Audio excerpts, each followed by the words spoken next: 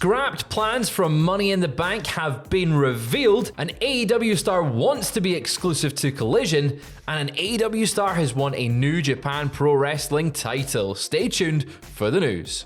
Coming off the back of Money in the Bank weekend, I'm still sleep deprived. It's been a long week, but what a weekend it was. And obviously one of the highlights of the weekend was the Money in the Bank ladder match, kicking off the show for the men. I think a lot of us wanted LA Knight. Yeah. He became an honorary Brit, I think, on Saturday night, didn't he? Jesus. It was so loud. But one of the key moments in that match, we had some tables set up on the outside, and obviously someone's going through the tables. Those people were Ricochet and Logan Paul, but the spot didn't quite go exactly to plan.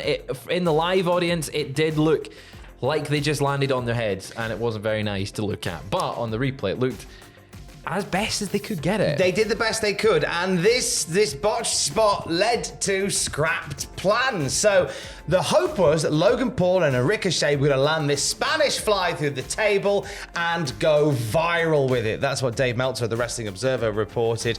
This was what was going to be the impetus for their feud going into SummerSlam. However, it didn't really go viral. It barely went fungal because they fumbled it a little bit. You know, these things happen on live television. So they managed to sort of fix it with a segment backstage that led to the Ricochet Logan Paul showdown that we're getting next week. And in turn, will lead to Ricochet Logan Paul at SummerSlam. And it is a match that makes a ton of sense. Logan Paul's I feel like he's kind of shaping his whole in-ring style around, what Ricochet does, I'm going to do it, and I'm going to try and do it just as well. And for the most part, he is succeeding. As much as in that spot, Ricochet was the one that was controlling it. Logan Paul, speaking on his podcast, was saying that, you know, he's new to this. He's a noob. And he doesn't quite know how to improvise. However, props to him. They both did incredibly well there to salvage the spot.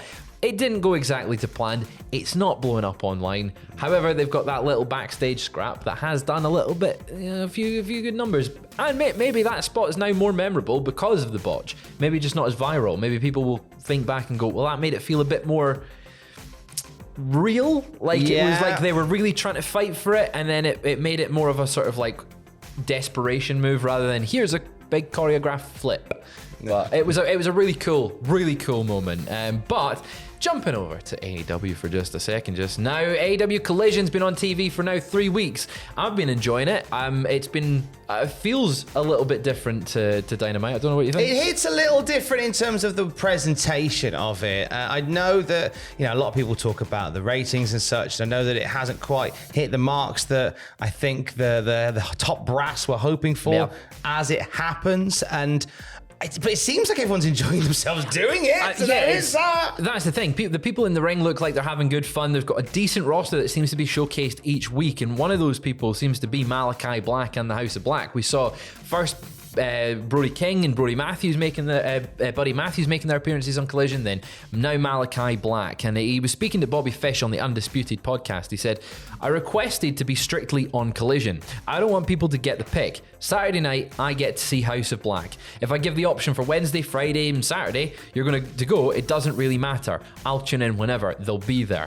I don't want to lose the polish. And I think that is very, very smart from Malachi Black. It makes him an attraction immediately by going, I can only see them on Saturday. And I know there's a lot of fans of the House of Black out there, and I think this is a good move to do it. And I think it's an argument for a hard brand split for AEW, so you don't get burnout from those guys that you're seeing on multiple nights of the week. I would not be against the idea of having a set roster for Dynamite and a set roster for Collision. Yeah. That seems to be a good way to do it, because then you don't just get fatigued from watching people. Malachi Black knows the game already. He knows the game already. And it seems like we are getting it's a kind of soft brand split at the moment we've got, where there is Make certain it hard. people. I do agree with hard. you. But there's certain people that are appearing there, certain people that are appearing there.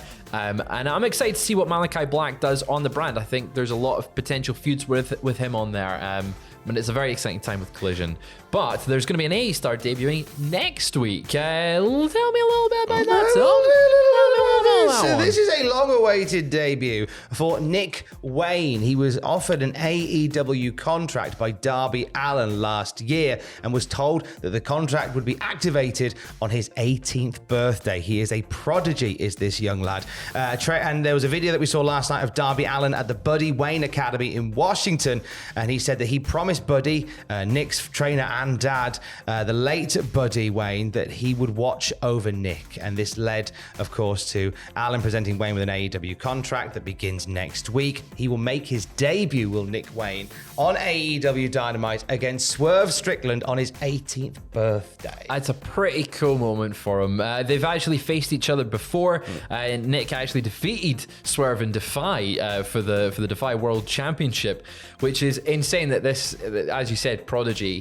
He's insane in the ring. He can do things that other people just cannot, and he's got a big future, especially considering he's been signed for about a year and a half, 2 years, I want to say at this point. He was quite young when they signed him, obviously making his debut on his birthday. What a way to do it. I think he's going to get... You would give him the win on his birthday, right? No.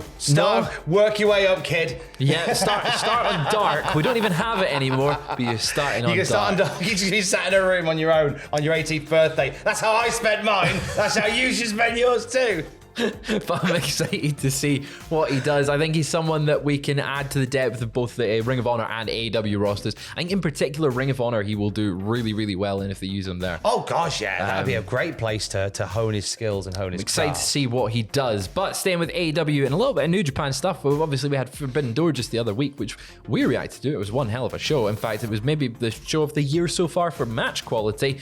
But some New Japan Strong titles have changed hands. We've got a new New Japan Strong Women's Champion, which was crowned at New Japan Strong Independence Day.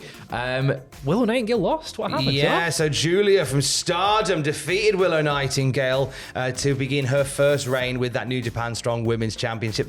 A match between Julia and Mercedes Moné is one that a lot of people have, wanted to spend some money on, but of course that hasn't happened for numerous reasons. Willow Nightingale's run with the New Japan Strong Women's Championship came as a result of a last-minute change to her match with Mercedes Moné. Moné suffered an injury during that inaugural women's title match, and Willow Nightingale became the winner. It was a decision that was called on the fly there to give Willow the win. Much, yeah. And it was a reign that saw her take the belt onto AEW television, and now it moves over to Julia. Not the only title that changed hands for an AEW star, this time in a better direction. In a much better direction, because Eddie Kingston is the new New Japan Openweight Champion. Go on, son. This is an incredible moment. If people know Eddie Kingston, you know that he is been someone that's career didn't go exactly the way he planned it until quite late. He's had one hell of a 3 years since joining AEW, and now winning the New Japan Openweight Championship, beating Kenta at New Japan Strong Independence Day. It just an incredible moment. After the match, in tears, Homicide is there, they're embracing. It's those moments in wrestling that make you a wrestling fan. But he managed to avoid Kenta's finisher. Eddie hit 2 very weak spinning back fists, massive lariat, hit getting the near fall.